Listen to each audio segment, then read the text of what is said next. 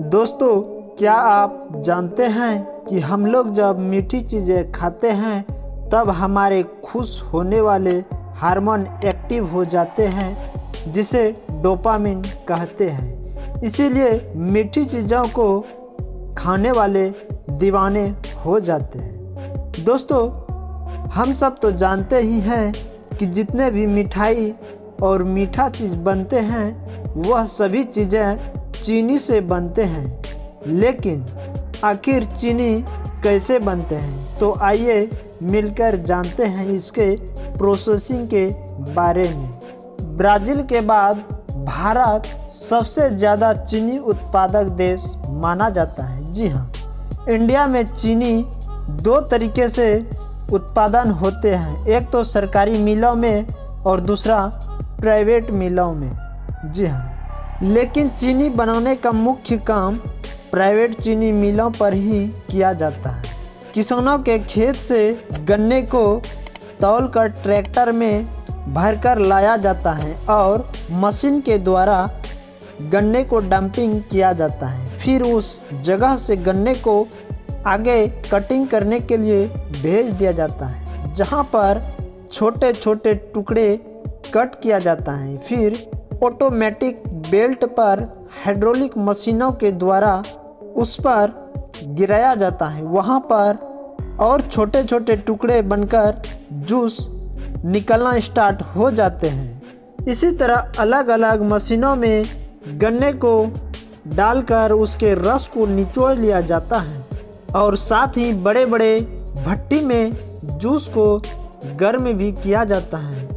और गर्म इसलिए किया जाता है कि कोई फंगस ना लगे तथा रस में मिले हुए बेकार पदार्थ को बाहर निकाल सके। इस रस को 60 से 110 डिग्री सेल्सियस पर रखा जाता है। जी हाँ, जूस को सफाई करने के लिए उसमें चूना सल्फर मिलाई जाती है जिससे बिल्कुल साफ सुथरे बन सके।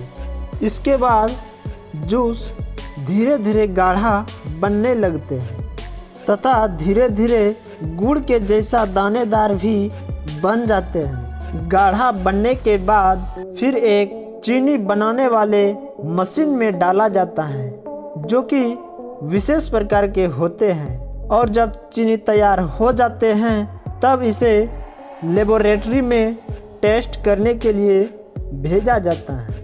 वहाँ पर चीनी को बारीकी से सभी प्रकार के जांच किए जाते हैं और जांच में यदि सही होते हैं तब इसे पैक किया जाता है और यदि सही नहीं रहता है तब वह सारी चीनी वहाँ से बाहर निकालकर रद्द कर देते हैं। जी हाँ, तो ये थी चीनी बनाने की प्रोसेसिंग।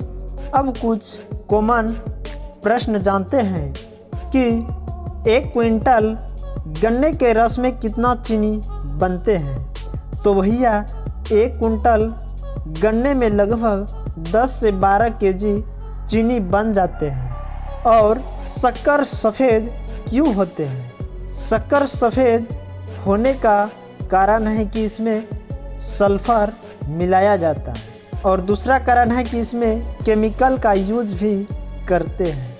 लेकिन ध्यान रहे कि चीनी में कोई विटामिन और मिनरल नहीं रहते हैं, क्योंकि जितने भी इसमें विटामिन्स होते हैं वह सभी निचोड़कर बाहर निकाल लेते हैं। इसके अलावा चीनी में सिर्फ ग्लूकोज ही रहते हैं। इसीलिए ज़्यादा मात्रा में चीनी का सेवन बिल्कुल नहीं करना चाहिए।